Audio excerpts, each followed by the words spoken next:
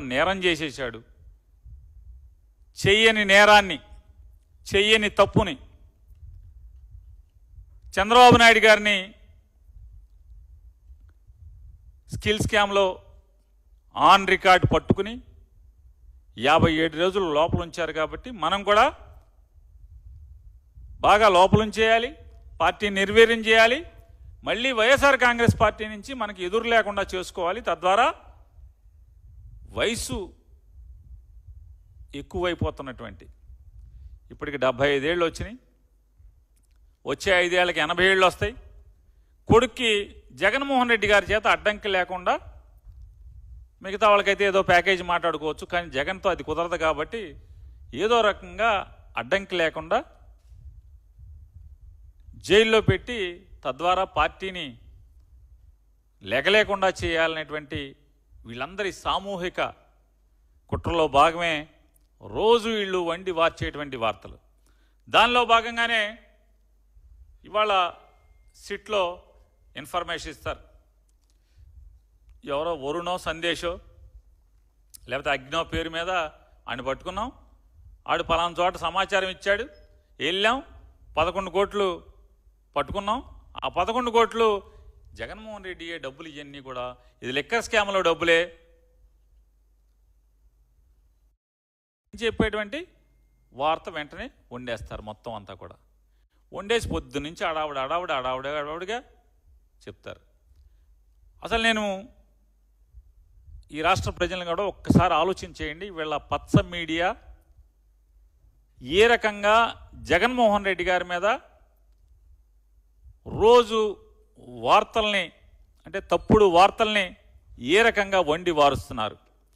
మషాళాలు దట్టించి, చంద్రబాబు ఇచ్చిన సమాచారానికి మషాళాలు దట్టించి ఏ రకంగా ప్రజల్లో జగన్మోహన్ రెడ్డి గారి పట్ల ఉన్న ప్రేమని ఎలా తగ్గించాలి, లేదా చంద్రబాబు నాయుడు గారికి కూటమి ప్రభుత్వం మీద ఉన్నటువంటి పెరుగుతున్నటువంటి ఏహ్యభావాన్ని లేదా కోపాన్ని, దానికన్నా జగన్మోహన్ రెడ్డి గారి మీద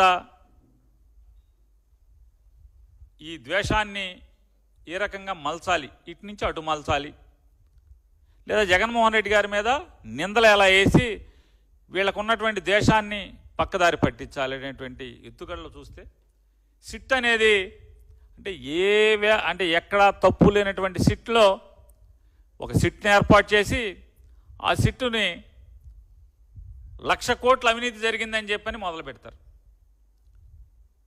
జగన్మోహన్ రెడ్డి గారి ప్రభుత్వంలో 2014 నుంచి 19 దాకా లిక్కర్ స్కామ్ అని, లిక్కర్ స్కామ్లో 1,00,000 కోట్ల అవినీతి జరిగిందని చెప్పని ఇష్టారాజ్యంగా మాట్లాడతారు. దాంట్లో ఆన్లైన్ పేమెంట్లు జరగలేదు, అంతా క్యాష్తో జరిగింది, అది జరిగింది, ఇది జరిగిందని చెప్పారు. ఎవరు ఎన్నిసార్లు ఏం చెప్పినా ఎక్సైజ్ వాళ్ళు చెప్పారు, సాక్ష్యాలు చెప్పారు, అందరూ ఆఖరికి దాంట్లో పనిచేసేటువంటి ప్రతి ఉద్యోగి చెప్తున్నాడు, అయ్యా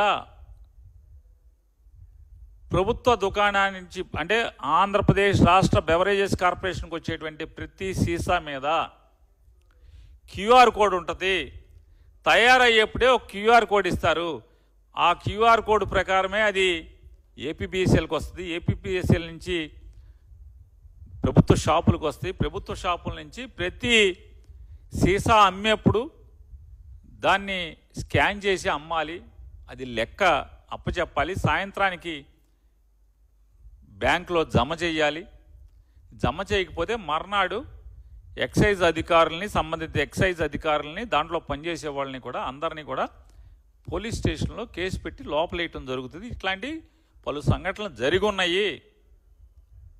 సాయంత్రానికి అమ్మకాలు, అంటే రాత్రి షాపు మూసేలోపు క్యూఆర్ కోడ్ ప్రకారం ఎన్ని సీసాలు అమ్మితే అన్ని సీసాలకి మర్నాడు బ్యాంకు తెరవంగానే డబ్బు జమ చేయకపోతే ఎంత తగ్గితే అంతకి ఎక్సైజ్ ఇన్స్పెక్టర్తో సహా సంబంధిత ఎస్ఐ కానీ, సిఐ కానీ, మిగతా కాంట్రాక్ట్ ఎంప్లాయీస్ కానీ అందరినీ కూడా పోలీసులు అరెస్ట్ చేయడం అనేది ఎన్నో కేసుల్లో జరిగింది, ప్రతినిత్యం జరుగుతుంది. ఎక్కడెక్కడ 19 నుంచి 24 దాకా జరిగింది. ఇది జరిగిందా అంటే ఓన్లీ జగన్ గారి దగ్గరే జరిగిందా అంటే నారా చంద్రబాబు నాయుడు గారు 2014 నుంచి 19 దాకా కూడా ముఖ్యమంత్రిగా ఆయన ప్రభుత్వం నడిపినప్పుడు కూడా చంద్రబాబు నాయుడు ప్రభుత్వం కూడా బ్రాందీ షాపుల్ని ప్రభుత్వం నడిపింది. చాలా మున్సిపాలిటీల్లో నడిపింది, వందల షాపులు నడిపింది. ఆ షాపుల్లో కూడా నగదుకే అమ్మారు. అలాగే దానిలో కూడా జగన్మోహన్ రెడ్డి గారి ప్రభుత్వంలో లాగా చెక్స్ అండ్ మెజర్స్ లేవు. చెక్స్ లేకపోవటం వల్ల ఎప్పుడో 6 నెలలకో సంవత్సరానికో తెల్లారేక అప్పుడు వీళ్ళు నిద్రలేసి చూసుకుంటే లక్షల కోట్లు దోపిడీ జరిగితే వాటి మీద కేసులు కట్టి సస్పెండ్ చేసినటువంటి ఉద్యోగస్తులు ఎంతోమంది ఉన్నారు. నారా చంద్రబాబు నాయుడు గారి ప్రభుత్వంలో కూడా ప్రభుత్వం కూడా ప్రభుత్వం నడిపినటువంటి మద్యం షాపుల ద్వారా క్యాష్కే అమ్మింది. మరి అప్పుడు ఏం చేశారు? అప్పుడు మీరెంత మూట కట్టుకున్నారు? ఇటువంటి తప్పుడు మాటల్లో ఈ 1,00,000 కోట్లని ముందేం చెప్పారు?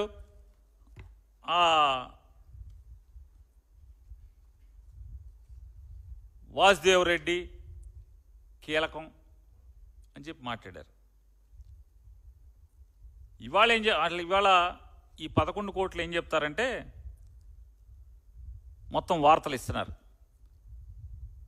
12 డబ్బాల్లో 12 అట్టపెట్టెల్లో 11 కోట్ల నగదు దొరికింది. ఆ నగదు 2004 జూన్లో దాచుకున్నాడంట రాజకేశిరెడ్డి. 2004 జూన్లో అట్టపెట్టెల్లో పెట్టి దాచుకున్నాడంట. 12 అట్టపెట్టెల్లో 11 కోట్లు అక్కడ దాచుకున్నాడంట. ఇప్పుడు వీళ్ళు వెళ్ళి పట్టుకున్నారంట. రాజకేశిరెడ్డిని అరెస్ట్ చేసి అన్నాళ్ళేంది 100 రోజులు అయిపోయినట్టుంది. 100 రోజుల క్రితం రాజకేశిరెడ్డిని అరెస్ట్ చేసినప్పుడు ఏం చెప్పారు? రాజకేశిరెడ్డి అరెస్టు ఏబిఎన్ కలుగు నుంచి బయటకు వచ్చిన లిక్కర్ డాన్, గోవా నుంచి విమానంలో హైదరాబాద్కు, అటు నుంచి చెన్నైకి వెళ్ళాలని పథకం, రాజ్ ఎత్తుకు సిట్టు చెక్కు, వైసీపీ వాళ్ళ మధ్య బేరాలేసి తప్పించుకుని తిరుగుతున్న ఆయన ఎత్తు చిత్తు చేశారంట పోలీసులు.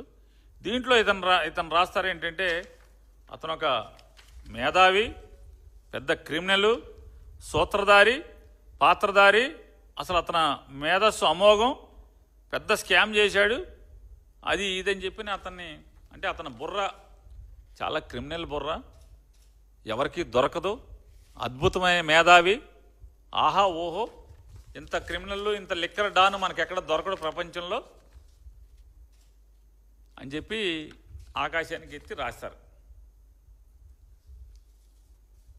వాళ్ళ పేపర్లోనే. మరి ఇంత ముదురయ్యుండి ఈ రాజకేశిరెడ్డి అనేవాడు ఇంత ముదురయ్యుండి పెద్ద క్రిమినల్ లిక్కర్ డాన్ అయ్యి 100 రోజుల క్రితం మరి ఇంత క్రిమినల్ అయితే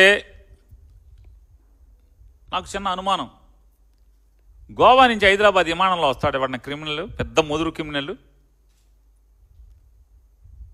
ఎందుకు వచ్చాడు? మీరు మాట్లాడుకోబట్టి వచ్చి ఉంటాడు, లేకపోతే ఎందుకు వస్తాడు మీరు చెప్పండి. ఎవడన్నా తప్పించుకునేవాడు అంత మేధావి, అంత క్రిమినల్, అంత బద్ద లోతైన బుర్ర ఉన్నాడు, అంటే క్రిమినల్ ఆలోచనలు ఉన్నాడు, లిక్కర్ డాన్ అయినోడు, ఆధార్ కార్డు పెట్టి పాస్పోర్ట్ పెట్టి ఫ్లైట్ టికెట్ కొనుక్కుని రెడ్ కార్నర్ నోటీస్ ఉండగా విమానంలో వస్తాడు. మీరు సొద చెప్పాలి, పోలీసు ఆహా ఓహో ఎత్తుకు పై ఎత్తు చిత్తులు మీరు రాయాలి, మీరు నమ్మాలి. ప్రజలు ఆలోచించండి ఒకసారి. ఇతను పెద్ద క్రిమినల్ అంటున్నారు, బుర్ర పాదరసం అంటున్నారు, లిక్కర్ డాన్ అంటున్నారు, 1,00,000 కోట్లు ఎత్తేసాడు ఇతను అంటున్నారు. ఇంత ముదురంట గోవా నుంచి విమానం ఆధార్ కార్డు పెట్టి పాస్పోర్ట్ పెట్టి టికెట్ కొని హైదరాబాద్ వచ్చాడు, మేము చిత్తు చేసి పట్టుకున్నాం పారిపోతుంటే విదేశాలకంటే.